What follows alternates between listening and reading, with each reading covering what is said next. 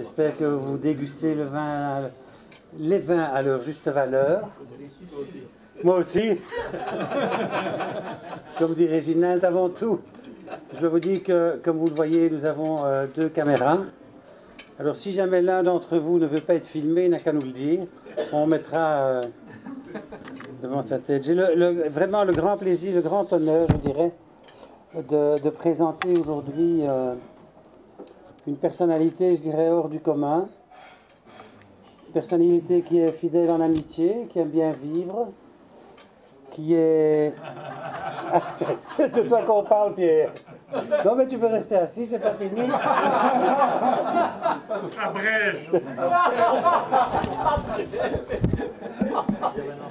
Je pense que je vais vite continuer, sinon je vais me faire jeter. Je voulais quand même te dire, bon, Pierre, je ne vais pas aller plus loin, beaucoup plus loin, mais c'est en fait un grand honneur pour Top Management de t'accueillir pour la 3e fois. Comme je te l'ai dit tout à l'heure, la première fois c'était il y a 2 ans, en 2008, nous t'avons accueilli au Leadership Meeting, qui était vraiment un Leadership Meeting dont je me souviendrai encore longtemps. La 2e fois, c'est que tu t'es prêté au jeu d'être interviewé lors de notre émission Rencontre du Top Management chez BFM Today, et aujourd'hui au Top Management Wine Club, au 2e dîner auquel vous êtes tous là, et ça me fait vraiment grand plaisir. 2e dîner du Top Management Wine Club, où de nouveau tu es là. Je remarque en toi un certain nombre de qualités que j'ai envie de dire. Peut-être ça va vous paraître puéril, mais c'est mon jeune âge qui me fait dire ça. C'est que tu es un garçon. Je dis garçon parce que je le sens vraiment, qui est humble. Et moi, on m'a toujours appris qu'un dirigeant d'entreprise, une des grandes qualités d'un dirigeant d'entreprise, c'est l'humilité. En plus, tu écoutes. Chaque fois que je t'ai rencontré, tu as toujours écouté. Ça m'a fait grand plaisir parce que tous les patrons n'écoutent pas toujours. En plus de ça, tu comprends les gens, tu as une certaine forme d'empathie et tu es toujours disponible. Alors bon, je vais quand même en vitesse, avant que tu reprennes la parole, dire que tu es un ingénieur... Non, j'attends. Tu es ingénieur civil et tu es ingénieur civil en mécanique et électricité de l'ULB et tu as obtenu ton diplôme en 1956.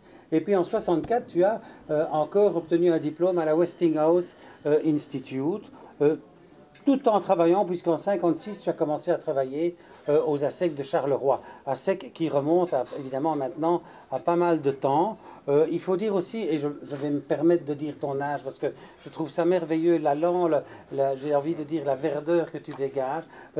Tu vas avoir 77 ans le 20 juin. Et je trouve ça magnifique que tu sois parmi nous aujourd'hui. Applaudissez, voilà. Voilà. C'est la première fois qu'on m'applaudit pour mon âge. Voilà.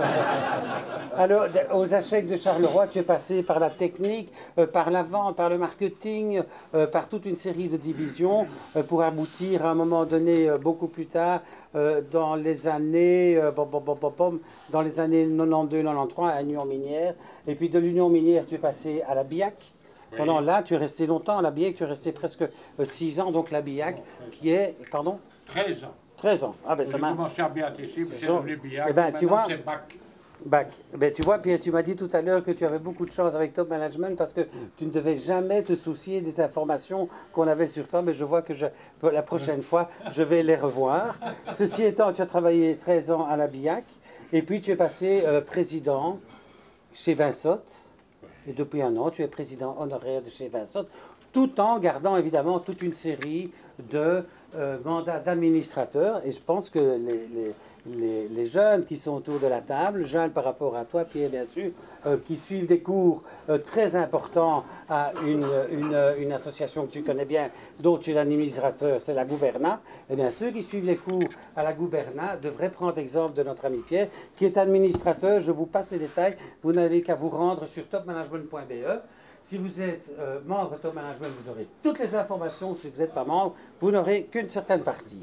Ceci étant, ce que je trouve formidable également, et je vais arrêter après ça, c'est comment je vais dire, la teneur de ta carrière, d'un côté hyper scientifique, hein, le nucléaire, l'électricité, tous ces trucs-là. Et à côté de ça, et Régina, t'arrêtes de rire parce que c'est vrai, hein, donc tous ces trucs hyper scientifiques auxquels je comprends strictement rien, à côté de ça, tu es administrateur de la Elisabeth du concours, Elisabeth.